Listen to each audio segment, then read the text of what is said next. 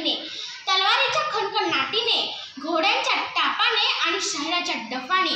आणि हाच इतिहास घडवला तो छत्रपती शिवाजी महाराजांनी. मुजरात छत्रपती शिवरायाला, रयतेच्या राजाला, ज्याच्या भक्तीला जोड नाही, शौर्याला तोड नाही, जो अथांग आहे सागरा समान, ज्याचं छत्र म्हणजे आभाचा सन्मान, तो त्या सूर्याची शान, मराठी मनाचा धगधगता अभिमान. काळीज आहे सह्याद्री, ज्याला शंभूंचा अभिमान, असे ते प्रौढ प्रताप पुरंदर, क्षत्रिय कुलावतंस, सिंहासनाधीश्वर, राजाधिराज, श्रीमंत श्री श्री श्री शिवछत्रपती शिवाजी महाराज की जय. बंदुकीच्या जोरावर आणि हंटरच्या धाकावर, अहो बंदुकीच्या जोरावर आणि हंटरच्या धाकावर मी अनेक वाघांना माणसाप्रमाणे जगायला शिकवणारी माणसं बघितली, परंतु बंदुकीच्या जोराशिवाय आणि हंटरच्या धाकाशिवाय तिथल्याच माणसांना वाघाप्रमाणे जगायला शिकवणारा मी एकच वाघ बघितला, आणि ते म्हणजे छत्रपती शिवाजी महाराज. आज आपण ज्या महाराष्ट्रात राहत आहोत तो महाराष्ट्र म्हणजे काय? तो महाराष्ट्र म्हणजे शिवरायांच्या विचारांचा, जिजाऊंच्या संस्कारांचा आणि शंभूने केलेल्या पराक्रमाचा साक्षीदार म्हणजे माझा हा महाराष्ट्र.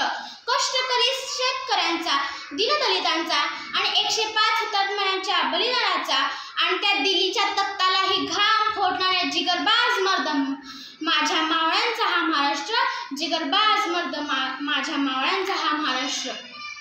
आणि याच महाराष्ट्राच्या मातीत 19 फेब्रुवारी 1630 रोजी एका रत्नाचा जन्म झाला, आणि ते म्हणजे छत्रपती शिवाजी महाराज. आईचे नाव होते जिजाबाई आणि वडिलांचे नाव होते शहाजीराजे भोसले.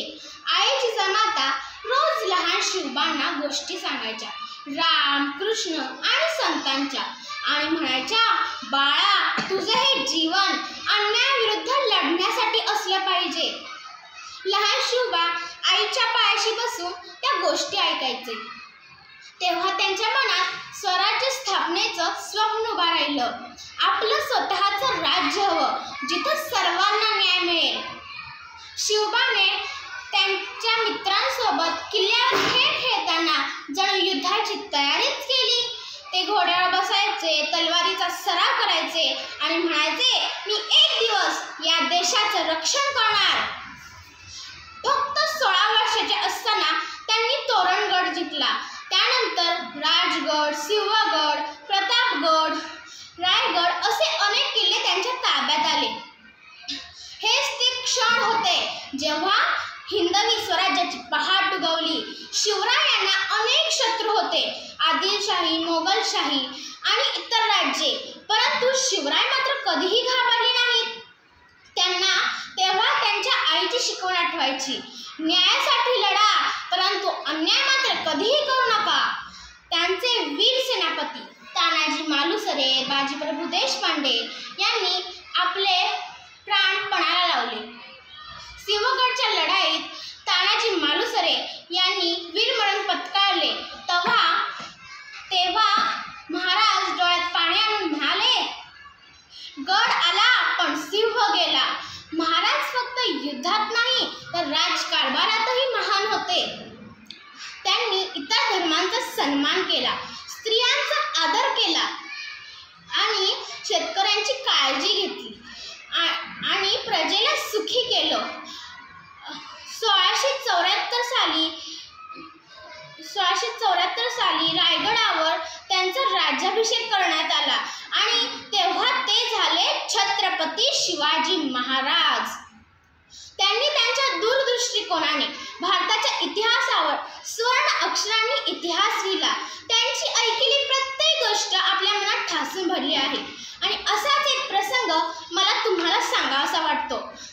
एकदा छत्रपती शिवाजी महाराज कर्नाटकाच्या मोहिमेवरून परत येत असताना तिथे एक बेलवाड नावाचे गाव होतं. त्या गावात एक छोटासा किल्ला होता. मल्लम्मा देसाई नावाची ठाणेदारीण तिथे राहत होती. दादाजींना वाटले, जाता जाता हा गड घेऊन जावा, म्हणून त्यांनी थोडं तिडकं सैन्य गोळा केलं आणि ते मल्लम्मावर चाल करून गेले. आणि मल्लम्मा ही जिद्दीची चिकाटीची, तिने मावळ्यांवर प्रहार केले आणि त्यावेळी तिथे मावळ्यांचा पराभव झाला. दादाजींना वाटले एका स्त्रीच्या हातून मावळ्यांचा पराभव शक्यच नाही. त्यांनी अजून थोडं सैन्य गोळा केलं आणि ते पुन्हा मल्लमावर तुटून पडले. पण तेव्हा मात्र मल्लमाचा पराभव झाला. दादाजींनी ठरवले मल्लमाला कैद करून महाराजांपुढे उभं करावं आणि ते मल्लमाला कैद करत असताना मल्लम्मा आत गेली आणि तिच्या तान्ह्या बाळाला बाहेर घेऊन आली. ठरल्याप्रमाणे दादाजींनी मल्लम्मा देसाईला महाराजांपुढे उभे केलं. मल्लम्माला वाटलं बाकी राजे जसे आपल्या गुन्हेगाराला शिक्षा करतात तसे हाही राजा मला आणि माझ्या बाळाला मारून टाकेल. हा विचार तिच्या डोक्यात येताच ती पुढे गेली आणि नतमस्तक झाली आणि म्हणाली, राज, मी तुमची गुन्हेगार आहे. राज, जी काय शिक्षा करायची आहे ती मला करा, पण यामध्ये माझ्या तान्ह्या बाळाचा काहीही दोष नाही. महाराजांनी मल्लमाकडे पाहिलं आणि स्मितहास्य केलं. त्यांनी चिटणीसाला इशारा केला.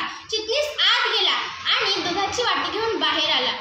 महाराजांनी मल्लम्मा देसाईच्या मुलाला मांडीवर ठेवलं आणि ते वाटीतले दूध चमच्याने त्याला पाजले आणि म्हणाले, हा जो आमच्या मांडीवर दिसत आहे ना, तो माझा भाचा आहे. अहो, म्हणजे तुम्ही माझ्या भगिनी झाला आणि कोणतं राज्य आपल्या बहिणीचं राज्य बळकावून घेतो.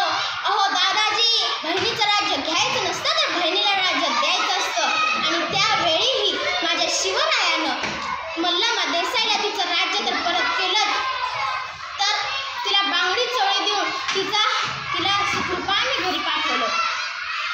म्हणूनच तर तुम्हाला सांगावं असं वाटतं, जगाच्या पाठीवर तुम्ही कुठेही गेला आणि तुम्हाला कोणीही विचारलं तुम्ही कुठून आला आहात, तर त्यांना अभिमानाने सांगा, मरणाला लाजवणाऱ्या आणि आलेल्या मरणाला जगायला शिकवणाऱ्या छत्रपती शिवाजी महाराज आणि छत्रपती संभाजी महाराज यांच्या भूमीमधून आम्ही आलो आहोत. म्हणूनच तर मला असं वाटतं, ज्या मातीत जन्मले त्या मातीचा रंग सावळा आहे. अहो, ज्या मातीत जन्मले त्या मातीचा रंग सावळा आहे. छाती ठोकून सांगते, मी शिवबाचा मावळा आहे, मी शिवबाचा मावळा आहे. जाता जाता मी शेवट इतकंच म्हणेन की देवाकडे एक नुसतं फूल मागितलं तर देवाने अख्खी बागच दिली. देवाकडे राहण्यासाठी घर मागितलं तर देवाने अख्खा राजवाडाच दिला. देवाकडे पिण्यासाठी पाणी मागितलं तर देवाने अख्खा समुद्र दिला.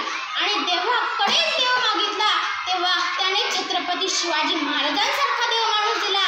तेव्हा त्याने छत्रपती शिवाजी महाराजांसारखा देव माणूस दिला. जय भवानी, जय शिवाजी.